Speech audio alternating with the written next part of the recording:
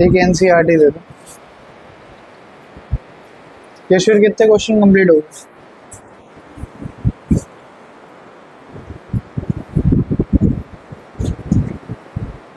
NCERT है?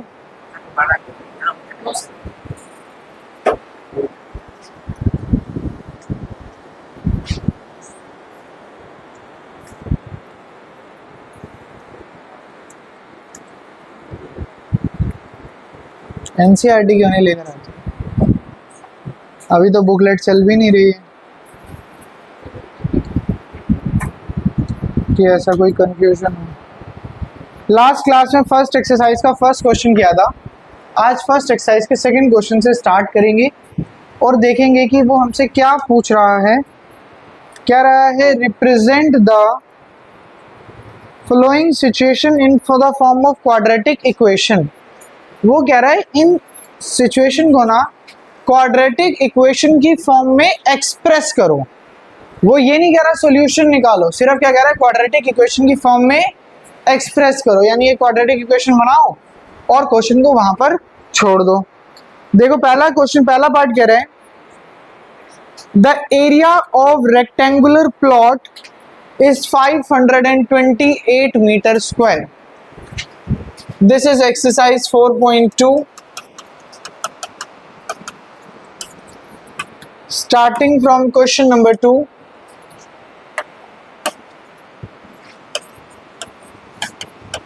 First part,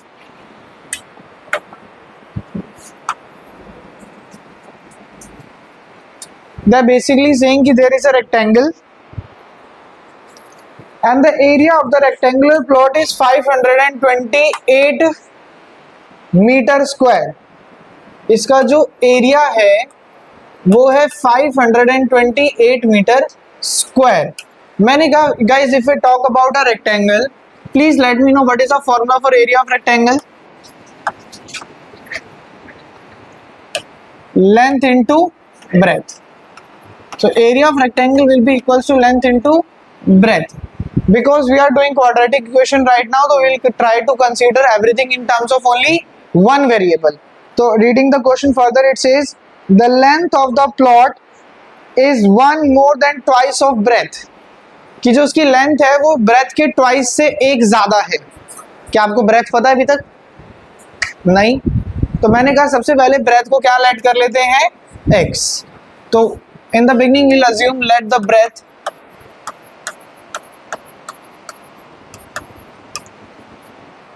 of rectangle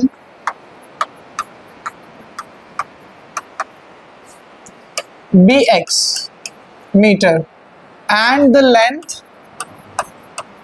अब question को ध्यान से पढ़ना, जिन बच्चों को एक्सप्रेशन को कन्वर्ट करने में प्रॉब्लम आती है। क्या कह रहा है? one more than twice of its breadth। one more than twice of its breadth। one more than twice of its breadth। twice of breadth मतलब 2x और one more मतलब +1। सो फॉर्मूला है लेंथ इंटू ब्रेथ। तो length कितना आया? 2x + 1। Breadth कितना था? x। Length into breadth area दे रहा है, एरिया कितना है? 528 metre square. 2x into x 2x square, 1 into x x। 528 वहां प्लस का यहाँ आएगा। This is your answer.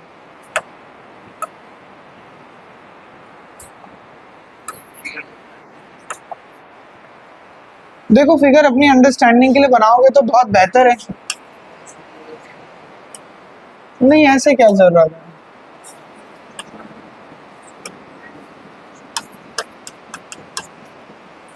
इन्होंने बोला सिर्फ इक्वेशन बनानी है तो इक्वेशन बन गई। किसी को प्रॉब्लम लग रही है तो बताओ। अध्यक्ष बुक क्यों नहीं है? मैथ्स की क्लास के लिए आ रहे हो? ये तो है नहीं तुम्हें यहाँ पे पूरे दिन का स्केड्यूल है जो बैग तुम सेट करना भूल गए। मैथ्स की क्लास के लिए आ रहे हो, मैथ्स की बुक नहीं है। इन दोनों के पास मैथ्स की बुक नहीं है। आप दोनों के पास है? आप भी दोनों के पास है? एक दो इनको दो, लो भाई। अंशुमन आपकी सीट पर है, आपकी सीट पर बुक है। आज लेकर आए हो तुम बुक? आप नहीं लाए, किससे ली? क्यों देते हो? उनके लिए लेकर आते हो क्या? वो रोज जानबूझकर एक हरकत कर रहे हैं कि बुक नहीं कैरी कर रहे हैं, आप उन्हें प्रोवाइड करे जा रहे हो रोज। ले लो वापस, तेजस वापस दे दो।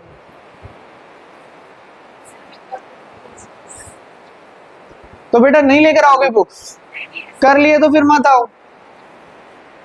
क्लास में आ रहे हो, थोड़ा सा सीरियस रहो। हर क्लास में बुक के लिए टोक रहा हूं, खुद को इंसल्ट फील होना चाहिए। आप 2-3 दिन से किसी के साथ बैठ रहे हो जिनके पास बुक नहीं होती, राइट? यहाँ पे आप हर बार यही बैठे हो तो मैथ्स की क्लास में, और हर बार आप दोनों के पास बुक नहीं होती। किसके साथ बैठते हो? प्रत्युष आपके पास भी थी लास्ट क्लास में? नहीं थी, नहीं थी। मुझे ध्यान नहीं आप किसके साथ बैठे थे, नहीं थी आपके पास एक दिन बुक। तो नहीं करो ये काम, लेकर आया करो। तो भारी बुक है, अगर लग रहा है भारी लग रही है ना, लाने ले जाने में यहाँ छोड़ के चले जाओ, अगली बार यहाँ से ले लिया करो। तुम्हारी सीट पर है।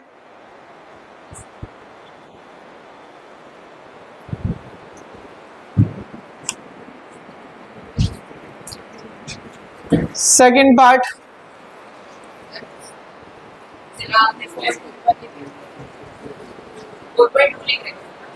4.2 लिख दिया क्या? गलती से लिख दिया।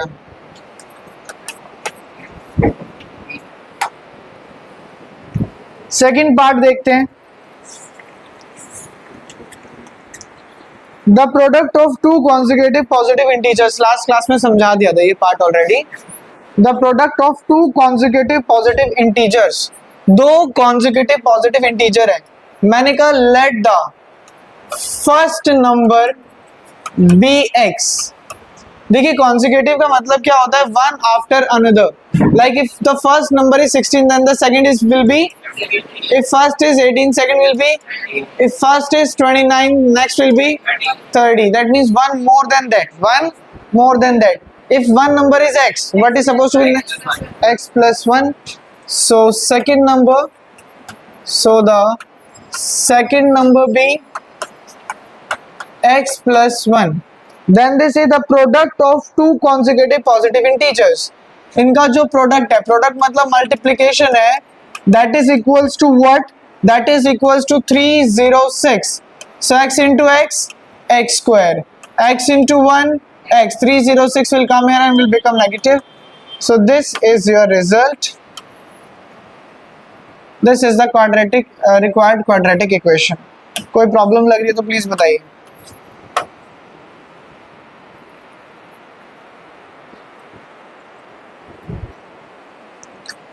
As they are not asking us to solve it, so we are not solving it. Later in the chapter we will get such a equation and they will ask us to solve that as well. There only we will be solving them. एक और बार समझा दूं।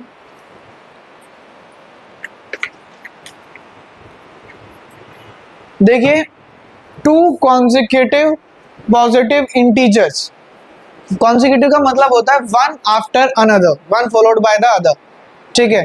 Suppose पहला number है 36, तो उसके बाद क्या आएगा? प्लस 1 37, 39, तो नेक्स्ट हो जाएगा प्लस 1 40, ठीक है। आगे समझ गए?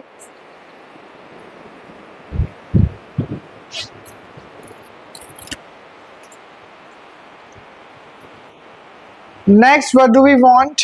Next, the third part says that Rohan's mother is 26 years older than him. Guys, कह रहे रोहन की जो मदर है ना, वो उनसे 26 इयर्स ओल्डर है। 26 इयर्स ओल्डर है। मैंने कहा मदर की एज बताओ क्या होगी? पहले रोहन की एज पता होनी चाहिए, पहले रोहन की एज पता होनी चाहिए। तो हम पहले अज्यूम करेंगे रोहन की age. Let Rohan's age be x years. Rohan की एज को क्या मान लेते हैं? X years. अब उनकी मदर उनसे 26 ईयर्स ओल्डर है and his mother's age be x plus 26 years, क्योंकि वो 26 ईयर्स ओल्डर है तो मैंने उसकी एज में 26 ईयर्स को क्या कर दिया, प्लस कर दिया, ऐड कर दिया। आगे क्या कह रहा है, आगे कह रहा है the product of their age 3 years from now. Guys 3 years from now का मतलब क्या होता है, आज से 3 साल बाद, पहले नहीं बाद। 3 ईयर्स फ्रॉम नाउ मतलब 3 साल बाद। तो मैंने कहा 3 ईयर्स लेटर,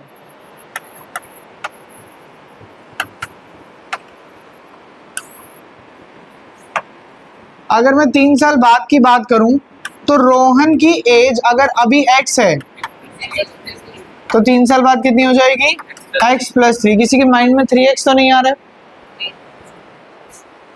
ठीक है। हिज मदर्स एज,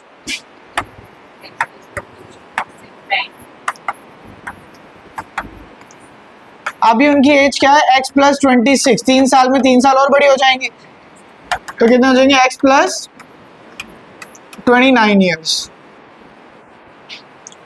क्या कह रहा है, the product of their age 3 years from now, 3 साल बाद जो उनकी एज होगी उसका प्रोडक्ट कितना है, 360। तो प्रोडक्ट क्या हो जाएगा, प्रोडक्ट हो जाएगा, पहली टर्म क्या है x प्लस 3, दूसरी टर्म क्या है x प्लस 29, ये किसके को लाएगा, 360। सॉल्व करो इक्वेशन, बताओ बताओ क्या आंसर आ रहा है। दोबारा बोलो Tejas, X square plus 32x minus 273 is equals to 7। ठीक है, okay.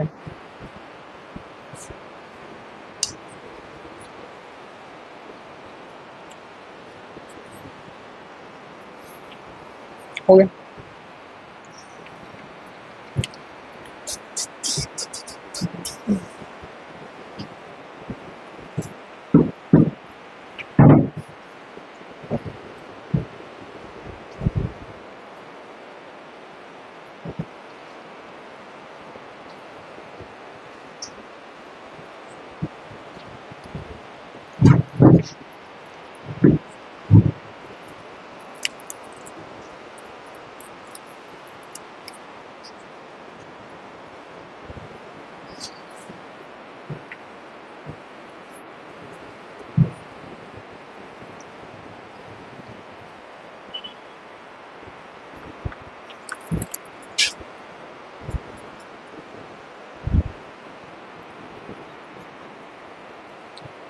Is anybody noting it down?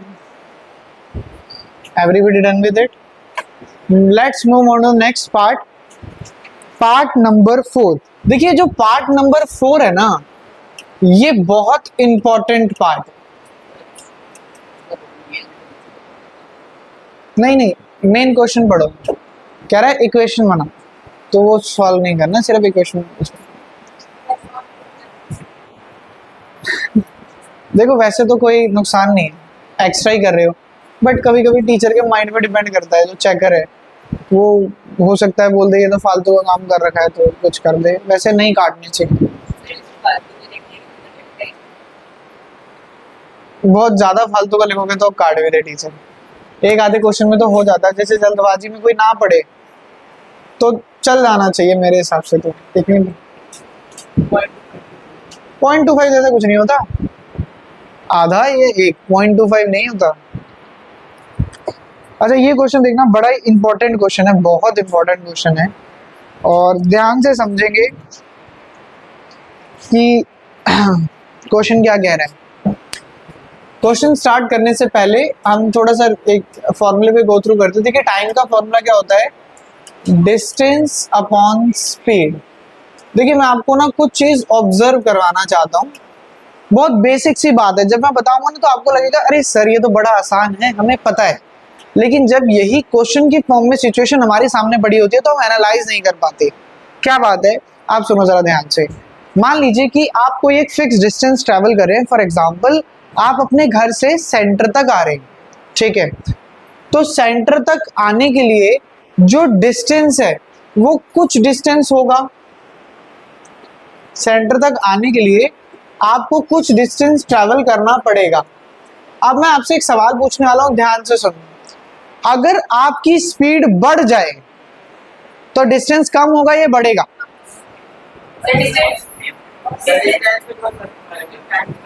Distance पे कोई फर्क नहीं पड़ेगा। आप मान लो सोनल, ये आपका घर है और ये जेएमएस है, ये 3 किलोमीटर दूर है, ठीक है। अब आप तेज तेज चल के आओ, या ऐसा होता है कि आप तेज चलते हो तो सेंटर और पीछे हो जाता है? ऐसा हुआ है कभी कि आज आप जल्दी चले तो हम तो भाई थोड़ा सा और आगे चले गए? नहीं, ऐसा नहीं होता है। तो डिस्टेंस पे कोई फर्क नहीं पड़ रहा है। लेकिन अगर मैं कह रहा हूं स्पीड बढ़ी तो टाइम कम लगेगा, जल्दी चलकर आओगे, स्पीड बढ़ेगी तो टाइम, और स्पीड कम होगी तो टाइम ज्यादा लगेगा। अब ये क्या कोई बहुत मुश्किल बात है? नहीं सर, कॉमन सी बात है, हम घर से यहाँ आ रहे हैं, तेज चलेंगे तो टाइम कम लगेगा, धीरे चलेंगे तो टाइम ज्यादा लगेगा। लेकिन जब ये सिचुएशन क्वेश्चन में हमारे सामने होती है तो हम गड़बड़ करते हैं, ठीक है। तो थोड़ा सा क्वेश्चन में जो वर्डिंग कह रहा है उस पर फोकस करके क्वेश्चन को समझेंगे। और बड़ा इंपॉर्टेंट क्वेश्चन है। क्यों इंपॉर्टेंट है सर? यहाँ से तो पहले साइड से तो बहुत रेयर है पेपर में क्वेश्चन है, लेकिन ऐसा एक क्वेश्चन बनेगा जो एग्जाम में आएगा और बोलेगा पूरा सॉल्व भी करो। तो इसको ध्यान से देखेंगे। क्या कह रहा है? अ train travel a distance of 480 kilometre with a uniform speed. एक ट्रेन है जो कितना डिस्टेंस ट्रेवल करती है? 480 किलोमीटर। यानी जो डिस्टेंस है ना, इस डिस्टेंस को इन्होंने क्या कर दिया है? कांस्टेंट। क्या कर दिया है? कांस्टेंट। कि डिस्टेंस फिक्स है, 480 किलोमीटर चलेगा। तो मैं यहां लिख देता हूं,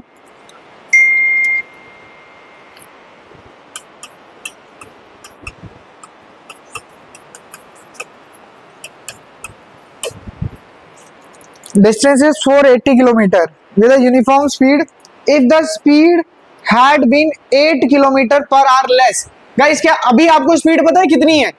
नहीं। तो 8 किलोमीटर पर आवर लेस कैसे निकालोगे? तो पहले अभी वाली स्पीड को कुछ अज्यूम कर लेते हैं। मैंने कहा let the initial speed of train be x kilometre per hour. क्या मान लेते हैं? x kilometre per hour. ये मान लो, बस इतना मान के रुक जाओ। अब मुझे बताओ, उसको कुछ टाइम लगेगा। टाइम का फॉर्मूला क्या होता है? Distance upon speed. देखिए, मैं आपको बहुत आराम से समझा रहा हूं, एग्जाम में इतनी आराम से नहीं करना है। एग्जाम में हमें आता होगा तो हम जल्दी जल्दी लिखते जाएंगे। तो मैंने कहा कि टाइम को मैं मान लेता हूं t1, जो उसे पहले टाइम लग रहा है, उसे कितना डिस्टेंस ट्रेवल करना है? 480 किलोमीटर। उसकी स्पीड कितनी है? x। मैंने सिचुएशन को क्या कह दिया? फर्स्ट। क्या कह दिया? फर्स्ट। ये फर्स्ट इक्वेशन, ठीक है। अब वो क्या कह रहा है? कह रहा है ये केस 1 है कि वो स्टार्टिंग में चल रहा है। अब वो क्या कह रहा है? ध्यान से देखो, केस 2। केस 2 में कह रहा है if the speed had been 8 kilometre per hour less. तो जो स्पीड है वो 8 किलोमीटर पर आवर लेस है। अभी कितनी थी गाइस? x। इससे 8 किलोमीटर कम है तो क्या हो जाएगी? x minus 8। याद रखेंगे, कोई भी बच्चा एग्जाम में 8 माइनस एक्स नहीं लिखेगा। क्या करना है? x minus 8। मैं जितनी भी स्पीड से चल रहा हूं, मैंने कहा मैं 50 किलोमीटर पर आवर की स्पीड से चल रहा था, मैंने सामने देखा ट्रैफिक पुलिस वाले खड़े हैं, तो मैंने अपनी स्पीड को 10 कम कर लिया। तो जितना कम करा उसमें से 550 को माइनस करोगे, 50 में से उसको माइनस करोगे, 50 में से तो जो भी पहले थी, पहले कितनी थी? x। पहले कितनी थी? x। x minus 8 kilometre per hour, ये आपकी हो जाएगी नई स्पीड। तो मैंने कहा चलो सर, अगर इतना है तो हमें पता है टाइम को हम मान लेते हैं t2। डिस्टेंस कितना चलोगे? मैं कह रहा हूँ स्पीड बढ़े चाहे कम हो, आपको डिस्टेंस कितना ट्रेवल करना है? 480 किलोमीटर। और स्पीड कितनी हो गई? x minus 8। अब इसके बाद, यहां तक आने के बाद आपको एनालाइज करना है दोनों में से, t1 में से या t2 में से, दोनों में से कौन सा बड़ा है? कौन सा बड़ा है? बताओ कौन सा बड़ा है? अब दोनों आवाज आ रही है, कोई कह रहा है t1, कोई कह रहा है t2। अब तुम थोड़ा प्रैक्टिकली सोचो। बिल्कुल सही बताया तेजस ने। स्पीड कम तो टाइम ज्यादा, स्पीड कम तो टाइम ज्यादा। इधर स्पीड कम हुई है तो टाइम बड़ा होगा, यानी कि T2 बड़ा है T1 से, T2 बड़ा है T1 से। जो मैंने ब्लू मार्कर से स्टेप लिखा है ना, ये सबसे इंपॉर्टेंट स्टेप है। ये वो स्टेप है जहां पे सबसे ज्यादा मिस्टेक्स होती हैं। क्यों मिस्टेक होती हैं? क्योंकि लगेगा यहाँ तो माइनस हो रहा है, माइनस हो रहा है तो ये छोटा हो गया। अरे नहीं, माइनस हो रहा है तो डिनोमिनेटर छोटा हो गया, और डिनोमिनेटर छोटा तो न्यूमिनेटर बड़ा हो जाता है। तो T2 बड़ा है T1 से, और बड़ा है तो हम हमेशा बड़े में से छोटे को क्या कर, मतलब माइनस करना है तो छोटे में से बड़े को माइनस करेंगे, बड़े में से छोटे को, बड़े में से छोटे को, यानी हमें करना है T2 माइनस T1। क्वेश्चन पढ़ो। It would have taken 3 hour more, उसे 3 घंटे ज्यादा लगे होते, तो जो डिफरेंस है वो कितना है? 3। अब वैल्यू पुट करो। T2 की वैल्यू कितनी है? 480 by x minus 8 minus 480 by x is equals to कितना आ गया? 3। इज इक्वल्स टू कितना आया? 3। अब आगे देखो, क्या न्यूमिनेटर में से कुछ कॉमन आ सकता है? 480 कॉमन आ सकता है। मैंने 480 को कॉमन निकाला, क्या बचा? 1 by x minus 8 minus 1 by x is equals to 3। अब डिनोमिनेटर दोनों जगह अलग हैं, तो हमें क्या करना पड़ेगा? एलसीएम लेना पड़ेगा। तो मैंने कहा 480 तो एज इट इज, इन दोनों का एलसीएम बताओ कितना आएगा? x minus 8 into x, x minus 8 into x cross x into 1 x, 1 into x minus 8, x minus 8 is equals to 3। 480 x minus है तो दोनों के sign change, minus x plus 8 x into x x square minus 8 into x minus 8x is equals to 3। यहां तक किसी को कोई भी प्रॉब्लम लग रही है तो बताओ, एक बार आराम से देखो, एक बार आराम से देखो, और कोई भी प्रॉब्लम है तो बताओ। सारे स्टेप्स को ध्यान से देखो।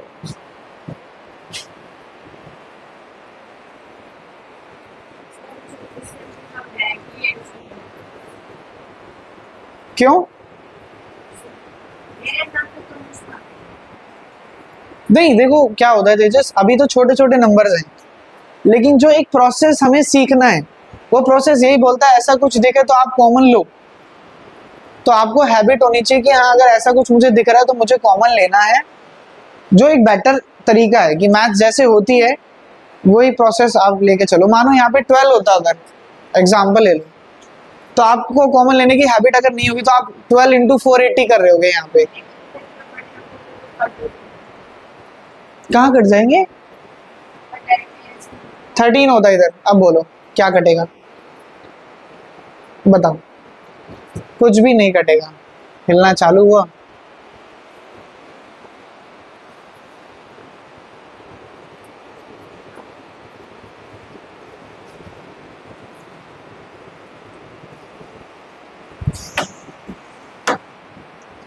तो अब अगला स्टेप देखो, अगला स्टेप देखो, प्लस एक्स से माइनस एक्स कैंसिल, क्या बचा? 480 मल्टीप्लाई बाय 8, ब्रैकेट है, ब्रैकेट का मतलब क्या था? Multiply, is equals to 3 into x square minus 8x। 3 यहाँ मल्टीप्लाई में वहां जाएगा, divide 480 multiply by 8 divided by 3 is equals to x square minus 8x। 3 one जा 160, ये बच गया यहाँ पर एक्स स्क्वायर माइनस का 8x, और आप 160 को 8 से मल्टीप्लाई करेंगे तो आएगा इक्वल्स टू में लिख देता हूँ भाई फिलहाल 1280। ये यहाँ प्लस का इधर आएगा minus x square minus 8x minus 1280 is equals to 0। हो गया। आराम से देख लो, किसी भी बच्चे को थोड़ी सी भी प्रॉब्लम लग रही है तो बताओ।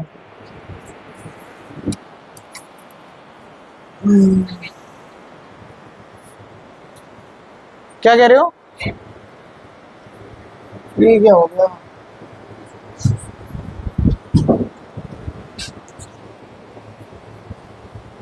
आराम से देख लो।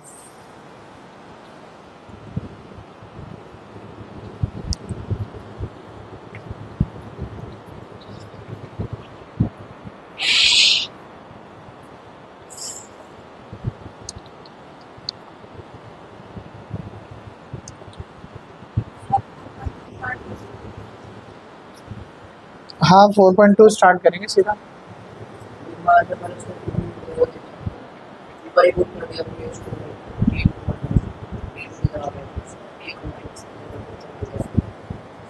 दोबारा बोलो।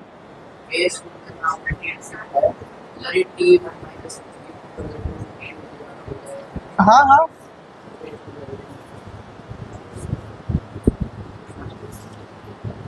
देखिए मेरा काम है वैसे सिखाना कि जो बिल्कुल बेसिक तरीका हो उससे। तो ये सबसे बेसिक तरीका है कि आपको पता हो आप क्या कर रहे हो।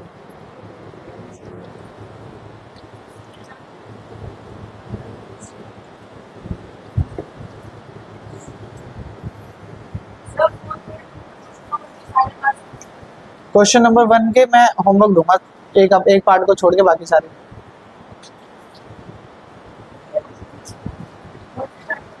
थर्ड से।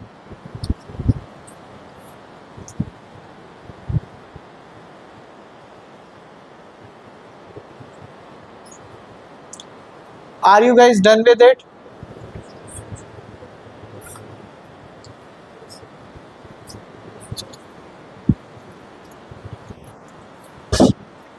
देखिए एक्सरसाइज 4.2 का फर्स्ट क्वेश्चन क्या कह रहा है। कुछ समझाने वाला नहीं है कि कुछ कंसेप्ट नया होता तो मैं जरूर समझाता, लेकिन यहाँ पर कुछ ऐसा नहीं है, डायरेक्ट एक्सरसाइज हम स्टार्ट कर सकते हैं। क्वेश्चन कह रहा है, रह गया अभी, क्या कह रहे हो? एग्जाम्पल्स देखिए ऐसे स्पेसिफिकली आप घर पे ट्राई कर सकते हैं, ऐसा कुछ खास है नहीं। एग्जाम्पल 5 में ज़रूर कराऊंगा क्लास में क्योंकि वो कॉम्प्लिकेटेड है।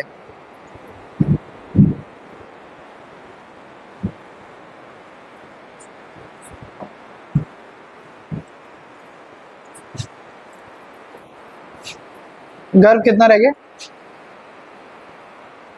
प्रत्युष आपका हो गया? देखिए फर्स्ट क्वेश्चन कह रहा है find the roots of the following quadratic equation by factorisation. You need to use the factorisation, they are asking you to find the root. तो मिडिल टर्म स्प्लिटिंग कर लेंगे और हो जाएगा। तो first part, second part, fifth part, ये 3 को तो होमवर्क मार्क करो सबसे पहले। फोर्थ पार्ट देखो, मैं कराऊंगा नहीं, फोर्थ में कुछ बेसिक बात बताऊंगा वो देख लो।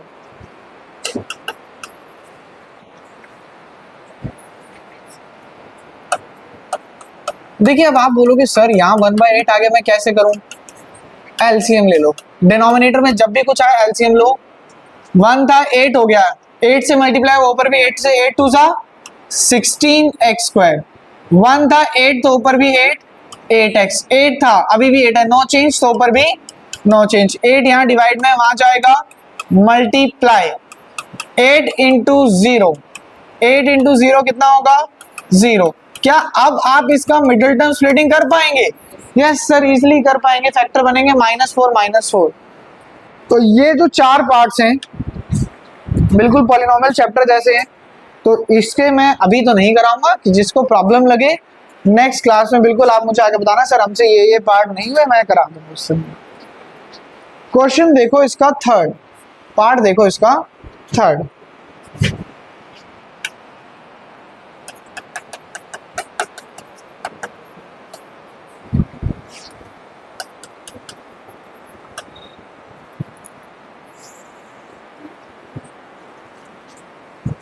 थर्ड पार्ट कह रहा है √2x² plus 7x plus 5√2 is equals to 0। इसकी फैक्टराइजेशन करनी है और सॉल्यूशन निकालने हैं। देखिए जब ये रूट वाले क्वेश्चंस की बात कर रहे हैं, ये आया है तो प्रॉपर इस पर फोकस कर कर आज हम कोशिश करेंगे कि जितने भी रूट टाइप के फैक्टराइजेशन हमारे सामने आ सकते हैं वो हम सॉल्व करें और सीखें कैसे करना है। तो ध्यान से सुनना मेरी बात, रूट वाले क्वेश्चन 2 तरीके से आपके सामने आ सकते हैं। पहला तरीका, वैसे तो 3 से आ सकते, तीसरा बिल्कुल भी मतलब 1 इन अ मिलियन वाला केस होगा वो। पहला तरीका ये है जो बड़ा कॉमन है, जिधर फर्स्ट टर्म और लास्ट टर्म के ऊपर रूट होगा। दूसरा कैसा क्वेश्चन आएगा जिसमें सिर्फ और सिर्फ मिडिल टर्म पे रूट होगा, जो मैं 1 इन अ मिलियन बता रहा हूँ उसमें तीनों पे रूट होता है, ठीक है, वो बहुत रेयर है, उसको छोड़ देते हैं, कोई दिक्कत नहीं, ठीक। तो सवाल ये है कि सर जब कॉर्नर वाली 2 टर्म्स पे रूट आएगा तो क्वेश्चन कैसा होगा, या सर कोई मिडिल टर्म पे रूट आ जाए, मिडिल टर्म पे रूट है क्या हमारे पास, हाँ बिल्कुल, मिडिल टर्म पे रूट आ जाए, ये तो फिर भी बहुत बेसिक क्वेश्चन है, थोड़ा डिफिकल्ट भी कराऊंगा इसका मैं एक।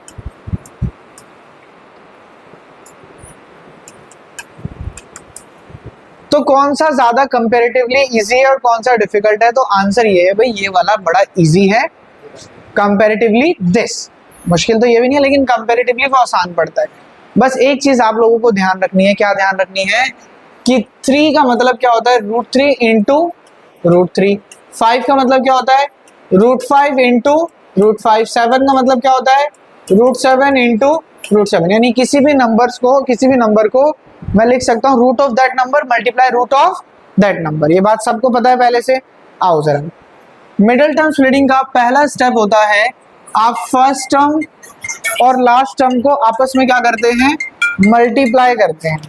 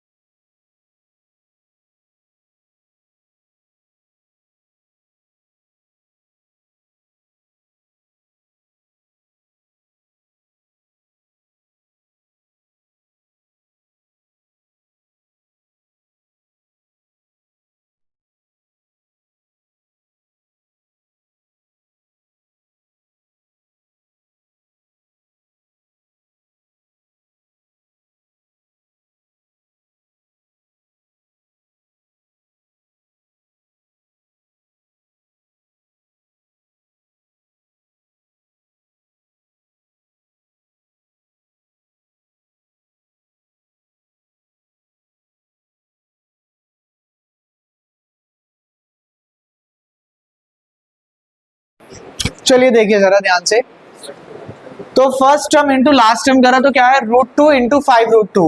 √2 इंटू √2 कितना होता है, 2 2 5 जा 10। नेक्स्ट स्टेप क्या होता है, 10 की फैक्टराइजेशन करो, 2 से किया 5, 5 से किया 1, 2 पेयर बन गए, सीधा नंबर सामने के 2 और 4, और 2 और 5 ऐड करेंगे तो कितना आ जाएगा 7। तो √2x²।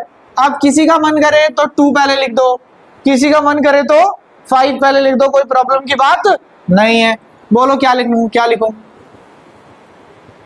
भाई, जल्दी से बता दो, कोई एक जोर से बोल दो, ये लिख दो 2 वाले की आवाज ज्यादा तेज आई। 2x + 5x + 5√2 is equal to 0। अब इन दोनों टर्म में से मुझे कॉमन लेना है। मैंने कहा सर देखो x तो कॉमन आ रहा है, x तो कॉमन आ रहा है, please pay attention on the board. क्या मैं इस √2 को अपने दिमाग के अंदर √2 इंटू √2 नहीं समझ सकता, बिल्कुल समझ सकता हूं। यहां पर भी √2 है और यहां पर भी √2 है, क्या मैं √2 कॉमन नहीं ले सकता, बिल्कुल ले सकता हूं। मैंने √2 कॉमन ले लिया, x कॉमन ले लिया, √2 चला गया, x² में से एक चला गया, क्या बचा x प्लस 2 √2 है, एक √2 बाहर चला गया, क्या बचा सिर्फ, बोलो कोई प्रॉब्लम। इन दोनों टर्म में से क्या कॉमन आ सकता है, सिर्फ और सिर्फ 5, क्या बचा x + √2। हम हर बार जानते हैं दोनों टर्म हमेशा कैसी बचती है, बिल्कुल सेम। तो x प्लस रूट टू और root two x plus 5 is equals to 0। दोनों को 0 के इक्वल रख देंगे और x की वैल्यू हमें बड़ी इजीली मिल जाएगी। रूट टू यहाँ प्लस का वहां गया माइनस, 5 प्लस का वहां गया माइनस, रूट टू मल्टीप्लाई में यहाँ आया डिवाइड। बोलो जल्दी जल्दी बोलो, कोई भी दिक्कत लग रही है यहाँ तक तो? बिल्कुल क्लियर है प्रत्युष?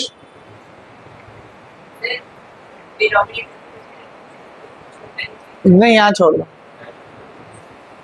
और कोई? ये वो कंडीशन थी जब फर्स्ट टर्म और लास्ट टर्म पे रूट हो।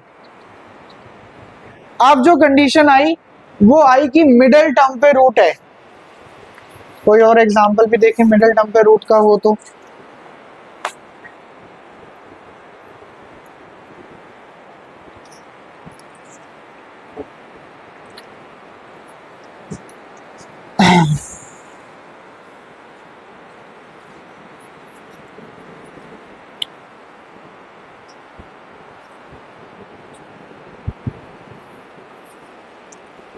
एक ही एग्जाम्पल है, एक और एग्जाम्पल है हमारे सामने, इसे अगले पेज पे ही करते हैं, है ना?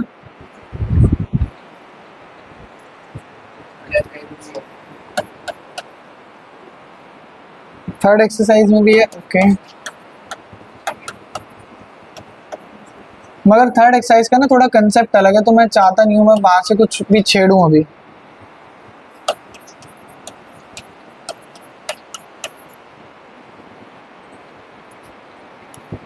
जो लिखा हुआ था किसी बच्चे ने लिखा हुआ था, क्या था बताओ? जो अभी यहाँ पे हमने एक पॉलिनोमियल लिखा हुआ था, क्या लिखा हुआ था already? 3x square minus 2 root 6 plus 2। एक और लिख लो,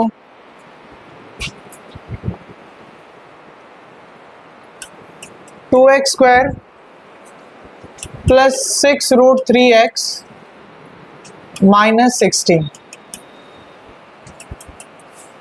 देखिए मेरा पर्पस क्या है कि मैं आपको जो ये टॉपिक है ये प्रॉपर आपको तीन तीन चीजें ना एक साथ सिखा रहा हूँ। मैं ये चाहता हूँ कि जैसे ही हम ये खत्म करें इतना, अदरवाइज मेरे लिए it was very simple exercise में जो था वो मैं करा चुका हूँ, मैं छोड़ देता। बट आई वांट कि ये जो टॉपिक अब हम कर रहे हैं ना ये आपको अच्छे से आता हो, जब जब ऐसी इक्वेशंस मिले आप लोग कर सको। तो बहुत ध्यान से समझना इस टाइप के क्वेश्चंस को कैसे करना है, ठीक है? Because we are going to do middle term splitting. तो फैक्टराइजेशन बोल दो, मिडिल टर्म स्प्लिटिंग कह दो। तो हमें फर्स्ट टर्म को लास्ट टर्म से क्या करना है? मल्टीप्लाई करना है in each of the case. तो मैंने कहा चलो फर्स्ट टर्म को लास्ट टर्म से मल्टीप्लाई कर देते हैं, फर्स्ट टर्म को लास्ट टर्म से मल्टीप्लाई कर देते हैं। 3 4 जा कितना आएगा? 12। 3 2 जा कितना आएगा? 6। 2 इंटू 60 कितना आएगा? 120। कोई प्रॉब्लम यहाँ तक? ठीक है, ये स्टेप तो सबको पता होना है। इसके बाद हम सबको ये भी पता है सर फैक्टराइजेशन होनी है। 2 से किया 6, 2 से किया 3, 3 से किया 1। याद रखना ये जो फैक्टराइजेशन है ये हमें बताता है कि इनके फैक्टर्स क्या क्या हैं, और जो ये फैक्टर दिख रहे हैं इनके सिवा एक दो हिडन फैक्टर्स भी होते हैं।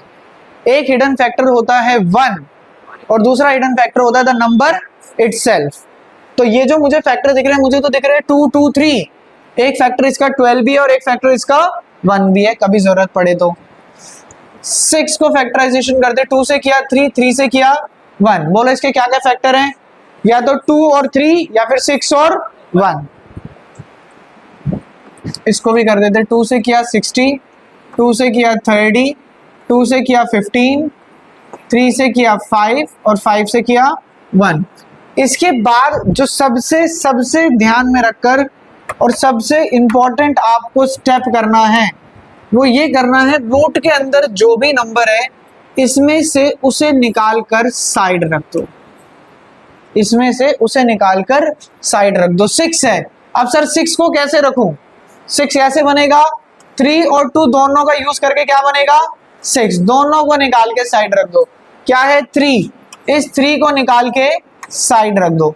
अब इसको नंबर को छोड़कर जो बच गए उनका यूज करके ये वाले डिजिट फॉर्म करने की कोशिश करो। तो यहाँ पे क्या बचा 2 और 2, 2 और 2 का क्या करो कि +4 आ जाए, 2 + 2 क्या देगा 4।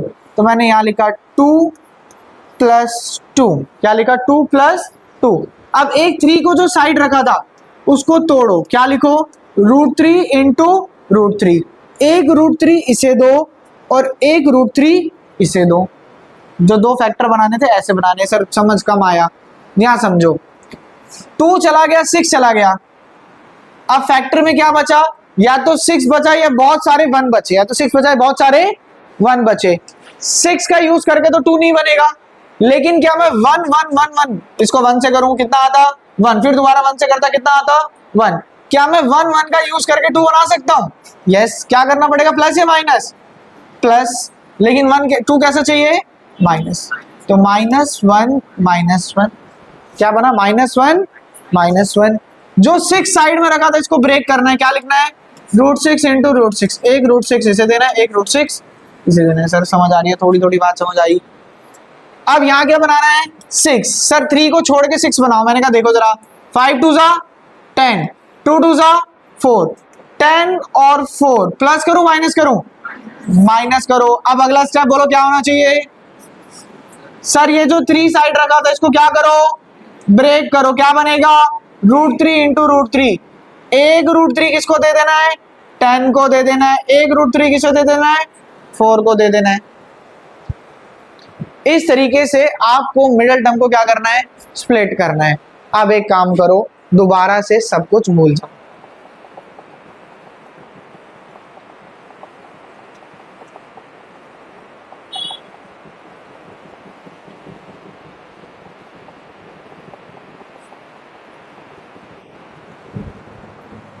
हाँ जी देखिए, तो हमने क्या किया, हमने पहली टर्म और लास्ट टर्म को मल्टीप्लाई किया, जो नंबर है उनका फैक्टराइजेशन किया। अब वापस से इसी पार्ट पे फोकस करते हैं और हमें इसको ब्रेक करना है। ब्रेक करने के लिए रूट में जो भी नंबर है सबसे पहले उसको क्या कर देना है, बोलो साइड करके रख देना है। क्या करना है साइड करके रख देना है। रिमेनिंग नंबर से क्या करना है, रिमेनिंग नंबर से हमें एक ऐसा पेयर बनाना है जिससे ये आ जाए। बोलो रिमेनिंग नंबर क्या बचे 2 और 2 और बहुत सारे 1 भी है, लेकिन यहाँ तो 2 और 2 से काम बन गया, 2 2 ज़ा और 2 + 2 कितना आ जाएगा 4, तो यहाँ भी 2 और यहाँ भी 2। ये 3 हमने छोड़ा था, इसको ब्रेक करके क्या लिखना है √3 × √3, एक √3 इसे दे देना है, एक √3 इसे दे देना है। देखो क्या बना सर, ये बना 3x² प्लस 2√3x प्लस दोबारा से 2√3x प्लस 4 = 0। क्या मैं इन दोनों टर्म में से, सोच समझ के जवाब देना, क्या मैं इन दोनों टर्म में से x के सिवा कुछ और कॉमन ले सकता हूँ, √3 ले सकते हैं। सर क्यों, सर 3 का मतलब होता है √3 × √3। तो मैंने क्या किया सर, मैंने यहां से एक √3 कॉमन ले लिया और कॉमन ले लिया x, √3 ये 3 था, एक √3 चला गया, क्या बचा √3, साथ में क्या बचा x प्लस √3 चला गया और x चला गया, क्या बचा 2। कोई प्रॉब्लम लगी यहां तक, नहीं सर ये 2 के टेबल में आता है, ये भी 2 के टेबल में आता है, तो सर मैंने 2 को क्या निकाल दिया कॉमन निकाल दिया, क्या बचा √3 बचा, x बचा, और 2 के टेबल में 4 कितने पे आता है 2 पे आता है। बोलो कोई दिक्कत लग रही है, क्या ये दोनों टर्म बिल्कुल सेम बन रही है, यस। √3x + 2 और ये क्या बचा √3x + 2, तो दोनों फैक्टर बिल्कुल, दोनों रूट्स बिल्कुल सेम बन रहे हैं। √3x + 2 = 0, √3x = -2, x = -2/√3। इसको भी करके दिखाना पड़ेगा। √3x = -2, x = -2/√3। ये इस तरीके से हम इस क्वेश्चन को करेंगे। अब वापस आओ इस पे, सर सबसे पहला स्टेप क्या करना है, मैंने कहा सर इसके 2 फैक्टर है, एक तो 2,3 वाला पेयर दिख रहा है, एक क्या है 6,1। ये 1 बहुत सारे हो सकते हैं, क्यों, क्योंकि 1 × 1 × 1 × 1 × 1 कितना होता है 1 होता है। तो मैंने कहा इसमें रूट के अंदर क्या था 6, तो 6 को उठा के साइड रखना, तो ऑप्शन ही नहीं बचा, इसका तो ऑप्शन ही नहीं बचा। 6 को उठा के साइड रखा तो क्या बचा 1, और भी बहुत सारे 1 है। क्या मैं 1 1 का यूज करके 2 बना सकता हूँ? यस। क्या करना पड़ेगा, दोनों को प्लस करना पड़ेगा। नहीं नहीं नहीं, मुझे 2 कैसा चाहिए, माइनस का। माइनस माइनस भी क्या होता है, प्लस। तो दोनों क्या क्या लगा दिया, माइनस। क्यों, माइनस माइनस प्लस, 2 बना देंगे, माइनस का 2 बना देंगे। जो 6 साइड में रखा था, अब इसको ब्रेक करके क्या लिखेंगे, √6 इंटू √6। एक √6 इसे दे दूंगा, एक √6 इसे दे दूंगा। बोलो ये बात सबको समझ में आ रही है?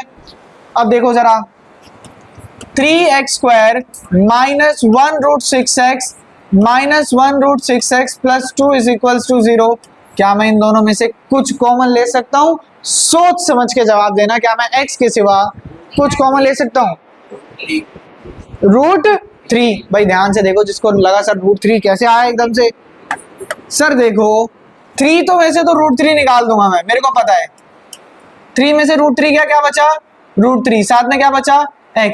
सर √6 का मतलब क्या होता है? सर √6 का मतलब होता है √2 इंटू √3। एक √3 बाहर आ चुका है, ये √3 चला गया, क्या बचा सिर्फ और सिर्फ √2। क्या बचा सिर्फ और सिर्फ √2।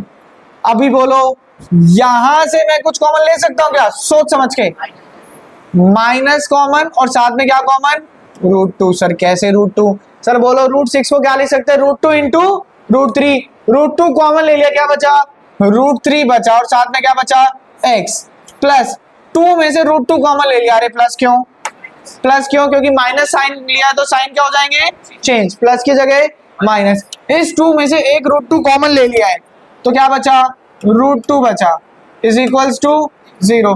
अभी देखो क्या ये दोनों टर्म सेम है? बिल्कुल सेम है। √3x माइनस √2, और दूसरा भी यही बन रहा है, √3x minus √2 is equals to 0। दोनों को 0 के इक्वल रख देंगे, यहाँ माइनस है, वहां जाएगा प्लस, और x की वैल्यू कितनी आ जाएगी, √2/√3। दूसरा भी करके दिखाना है, मैं नहीं लिख रहा हूं, लेकिन याद रखना है दूसरा भी कर दिखाना है, चाहे सेम हो। बिल्कुल क्लियर है ये बात सबको? अब आओ तीसरे में चलते हैं। तीसरे में मैंने देखा कि सर फैक्टराइजेशन हो गई, फैक्टराइजेशन के बाद सर रूट के अंदर जो नंबर है वो क्या है, 3 है। सर ये 3 को उठाकर हम सबसे पहले क्या कर देंगे, साइड रख देंगे। अब जो नंबर्स बच गए उनका यूज करके एक ऐसा पेयर बनाना है जिससे क्या आ जाए, सर 6 आ जाए। तो बोलो 5 2 जा 10, 2 2 जा 4। क्या 10 और 4 का यूज करके मैं 6 बना सकता हूं? प्लस करना पड़ेगा, माइनस करना पड़ेगा, माइनस करना पड़ेगा। मैंने इधर लगाया माइनस, अब बोलो माइनस लगाने का अगला स्टेप क्या होगा, 3 को ब्रेक करके क्या लिखूं, √3 इंटू √3। एक √3 इसे, एक √3 इसे। देखिए जब आप पहला पार्ट करते हैं तो आपको लगता है हाँ कुछ नया हुआ, दूसरे पार्ट में आपको पता लगता है हाँ ये हो रहा है, तीसरे पार्ट में कंफर्म हो जाना चाहिए कि ऐसे ही होगा। तो जब आप एग्जाम में देखो ना, तो एग्जाम में सोचना नहीं है कि कैसे करना है, आपको दिमाग में फिक्स होना चाहिए हाँ अगर सेंटर में रूट है तो भाई मुझे पता है क्या करो, पहली लास्ट टर्म को मल्टीप्लाई करो, फैक्टराइजेशन में से जो रूट के अंदर नंबर है उसे निकाल के साइड रख दो, बाकी से पेयर बनाकर ये वाली डिजिट बनाओ और इसको ब्रेक कर एक रूट इसे दे दो, एक रूट इसे दे दो, हो गया क्वेश्चन भाई। 2x² plus 10√3x minus 4√3x minus 16।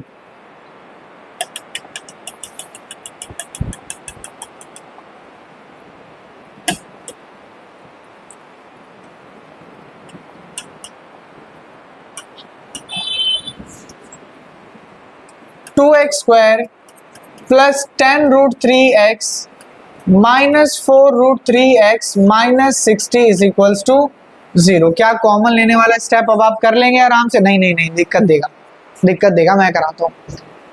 यहां से ले लोगे आप 2 ले लोगे कॉमन, और क्या कॉमन ले लोगे, x। क्या बचेगा, x प्लस 2 के टेबल में 10 कितने पे आता है, 5, 5√3, x तो आएगा ही नहीं, माइनस कॉमन। अब सर और क्या कॉमन लूं? सर मैंने देखा कि ये भी 4 के टेबल में आता है और ये भी 4 के टेबल में आता है। सर 4 कॉमन, क्योंकि दोनों 4 के टेबल में आते हैं तो 4 कॉमन। सर अब इसमें से 4 चला गया तो क्या बचा, √3x। उसको में से 4 गया तो 4 के टेबल में 60 कितने पे आता है 15, 15 4 जा 60। अब बचा 15, क्या मैं 15 में से √3 निकाल सकता हूं? सोचो। यस सर, आप 15 को लिख दो 5 इंटू 3, क्या लिख दो 5 इंटू 3। अब इस 3 में से एक √3 निकाल लो, एक √3 निकाल लो। 4 तो निकाल चुके थे, एक √3 निकाल दिया, 4 चला गया √3 चला गया, क्या बचा x, माइनस ले चुके हैं, क्या बचा प्लस। 60 में से, ध्यान से सुनना, 60 में से 4 निकाला तो क्या बचा था 15, 15 में से एक √3 भी निकाल दिया, इस √3 को निकाल लिया, बोलो क्या बचा 5 √3। अरे भाई मैं कह रहा हूं आपको प्रोसेस पता हो तो आपको पता है ना, जो टर्म यहां बन रही है वही टर्म वहां बनने वाली है। देखो सेम बनी नहीं बनी, बिल्कुल सेम बनी। Is equals to 0, x plus 5 √3 और 2x minus 4 √3 is equals to 0। दोनों के 0 के इक्वल रख के आप बड़ी ही आसानी से x की वैल्यू फाइंड कर सकते हैं। आराम से देखो और बताओ, कोई अगर ऐसा बच्चा है जिसे कोई प्रॉब्लम लग रही है कि सर ये वाले स्टेप में मुझे दिक्कत आ रही है, बताओ कैसे हो रहा है। एक बार जिन्हें ये 60 में से कॉमन लेने वाले में प्रॉब्लम आई है वो देखो जरा। मैं 60 की फैक्टराइजेशन करूंगा तो 2 इंटू 30, 2 इंटू 15, 3 इंटू 5। मैं इसमें से क्या क्या कॉमन लेना चाहता हूँ 4, 4 कॉमन लिया तो ये चला गया बाहर, ये चला गया बाहर, और मैं क्या कॉमन लेना चाहता हूँ √3। अब इसमें से √3 निकाल दूंगा अगर, तो क्या बच जाएगा, एक तो ये 5 बचेगा और एक ये √3, तो यहाँ क्या लिखा मैंने 5 √3। आराम से देखो, बताओ कोई दिक्कत लग रही है तो, अदरवाइज आज इतना ही करेंगे, नोट डाउन कर।